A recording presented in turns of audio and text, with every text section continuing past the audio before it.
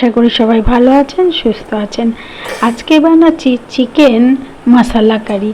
অসাধারণ এই রেসিপি বা অসাধারণ খেতে এই মাংস চিকেন যে বলার মতো না। একবার খেলে মনে হবে যে হ্যাঁ, অনেক দিন পর কিছু একটা ভালো রান্না খেলাম। সত্যি সত্যি এইভাবে বানিয়ে একবার খেয়ে দেখুন, মন তো ভরবেই আর পেট এর জায়গা থাকবে না যে আরও খাবো আরও খাবো আরও খাবো। যে খাওয়ার পরও যেন খাওয়ার একটা ইচ্ছা থেকেই যাবে। বন্ধুরা, আশা করি আপনারা সবাই ভালো আছেন, সুস্থ আছেন। আজকে চলে যাচ্ছি এবার রেসিপিতে। আমি মাংস ঘরে ছিল অল্প, সেটাই নিয়ে নিয়েছি, আর একটু লেবু আর নুন হলুদ দিয়ে ভালো করে মেখে 10 মিনিট রাখলাম। রাখার পর এবার মশলা রেডি করে নিচ্ছি।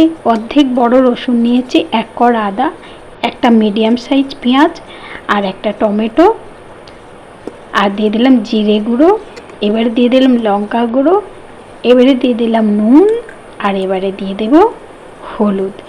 কড়াতে কোনো রকম মশলা পড়বে না, সব মশলা আমি এতেই দিয়ে দিয়েছি, একসঙ্গে পেস্ট করে নেব। ব্যাস, এরপরে আর একটা পেস্ট করব, সেটা হচ্ছে কাজু, কিশমিশ আর পোস্ত। এটা পেস্ট করে নিচ্ছি। এবারে হয়ে গেছে, মাংসটাকে মেখে নেব। 10 মিনিট হয়ে গেছে।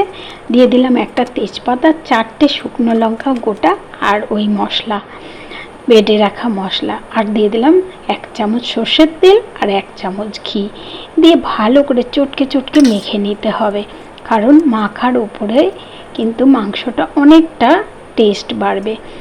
হয়ে গেছে মাখা, রেখে দেবো আধ ঘন্টা পরে চলে আসছি। এবার কড়া বসিয়ে দিয়েছি, দিয়ে এবার দিয়ে দিলাম গরম মশলা, তারপর দিয়ে দেবো একটা মিডিয়াম সাইজের পেঁয়াজ, মোট 2টো পেঁয়াজ দিলাম। যাই হোক, এবারে এইটাকে লাল লাল করে ভেজে নিয়ে তারপরে মাংসটা দেব।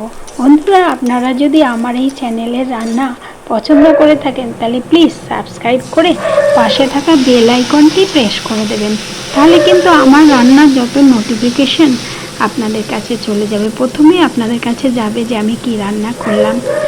যাই হোক, আপনারা যদি এই রান্নাটা পছন্দ করে থাকেন তাহলে লাইক কমেন্ট শেয়ার করে দেবেন। যারা যারা এই আপনি যেমন খাবেন তেমন অন্যকেও এত ভালো রান্নাটা খাওয়ার সুযোগ করে দেবেন। এইভাবে নেড়ে চেড়ে ঢেকে দেব। এভাবে বারবারই 5-7 মিনিট পর পরই একটু করে নেড়ে আর ঢেকে দেব, কিন্তু গ্যাসটা একদম লোতে থাকবে, একদম লো। যাই হোক, এবারে হয়ে গেছে দেখুন, এবার জলও ছেড়ে গেছে, তেলও ছেড়ে গেছে, আর ছাড়ার পরে আবার একটুখানি ঢাকা খুলে নেড়ে দিচ্ছি। এবারে হয়ে এসেছে, দিলে এবারে কাজু কিশমিশ আর পোস্ত বাটাটা দিয়ে দেব। আমার বাড়ির নিচে পাড়ার কুকুরটা বড্ড চেঁচাচ্ছে, কি করব, যত বাড়ি ভয়েস দিতে যাচ্ছি তত বাড়ি চেঁচাচ্ছে। এইবার নুনটা একটু চেক করে নিলাম, নিয়ে তারপরে কিন্তু আমি এবার আবার একটু নুন দিয়ে দিলাম। আপনারাও এইভাবে একটু চেক করে নিলে তাহলে কিন্তু কম বেশি হবে না। আর নামানোর আগে 5 মিনিট আগে দিয়ে দিলাম এই কাঁচা লঙ্কা, আর দিয়ে দেব চিকেন মশলা 5 মিনিট আগে ঠিক দিয়ে আর একবার ঢেকে দেব নেড়ে ছেড়ে।